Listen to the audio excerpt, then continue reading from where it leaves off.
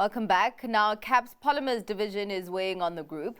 Operating profit from the segment of the business plunged by 62%, offsetting improved performances from other punnets. The overall result is a 2% fall in annual revenue and a 4% decline in headline earnings per share, partially cushioned by tax benefits related to PG Bison. In the meantime, no dividend has been declared. Company CEO Gary Chaplin joins us with greater perspective on the performance. Thank you so much for your time, Gary. Let's actually start off with the operating environment, because you still talk about a challenging operating environment, even with the reduction that we have seen in load shedding. Have none of the benefits of less load shedding filtered through to operations, or is it maybe that other structural headwinds that still exist are offsetting that benefit? Good day, and thanks for having me on the show. So listen, there's a lot of positive sentiment out there, which is great for the country. Government of national unity seems to be operating effectively. Inflation is coming down. Hopefully we have interest rates coming down. No load shedding for a couple of months. So that's been fantastic from a sentiment perspective, but it takes some time for that to actually translate into tangible benefits to the consumer and transfer back into consumer spending. So yes, we have had some benefits in our sales and revenue through lower load shedding. However, from our own operational perspective, the impact of load shedding has been limited for us in the past.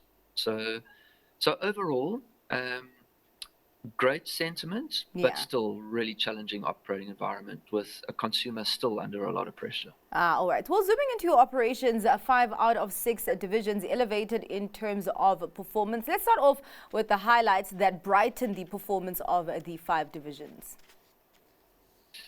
So I think first and foremost, our biggest business, PG Bison, we've been chasing a targeted profit number there for a number of years of R1 billion, which we got to.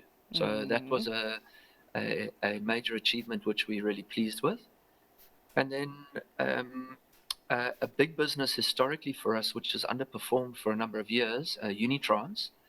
We embarked on a deep restructuring in that business, and it performed really well for the period. So 32% up for Unitrans off a lower capital base.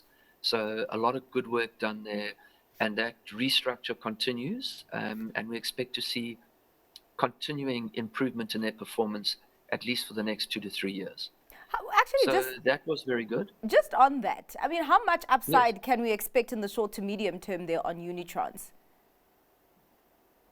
So there are cost-saving initiatives and improvements which we put in place of around about 300 million. Okay.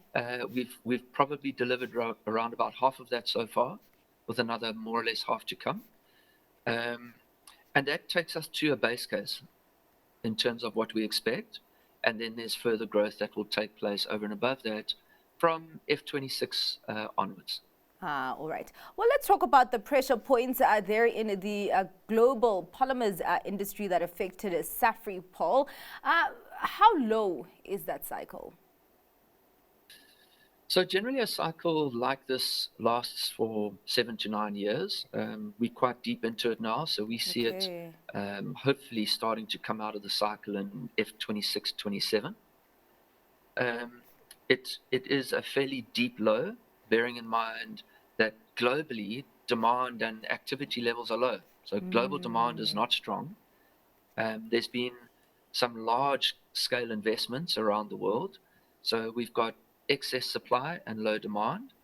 So we are seeing globally some plant closures taking place. And then hopefully we start to see the world moving into a more of a growth-oriented scenario that starts to balance supply and demand. And then we come out of the cyclical low. And actually just internally, because of course I understand that this is a global cycle, just internally, what muscles are you flexing on that front to kind of help the business to stay afloat? So if we look at our sales volumes for this year, they were relatively stable with a bit of growth actually in the local market. We cut back on exports because markets were poor and margins were poor. So with that, there's a lot of focus on optimizing our product range, focusing less on single-use applications, more on durable applications where we get a higher margin in a more technical application. So it's a stickier customer. And then obviously a lot of cost rationalization, operational efficiency improvements. Gary, you talk about improved sentiment in the operating environment and also internally due to the implementation of some restructuring initiatives and capital project investments. Would you say that from here on out that KAP, will be starting a new growth era?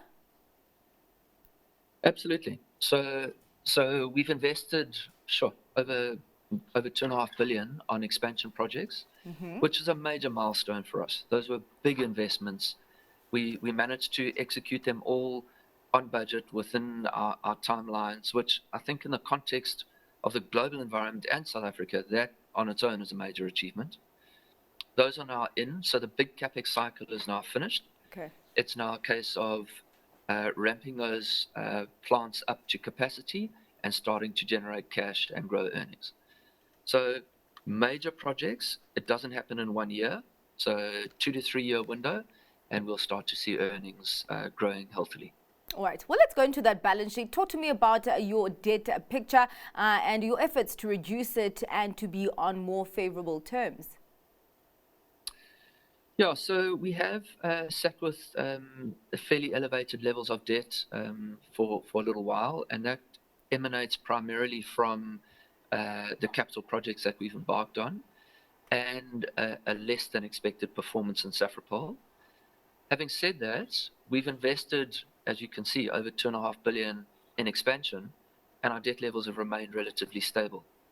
So we financed all of that expansion out of operating cash flow, which we're really pleased about. Going forward now, our capital expansion cycle is more or less finished.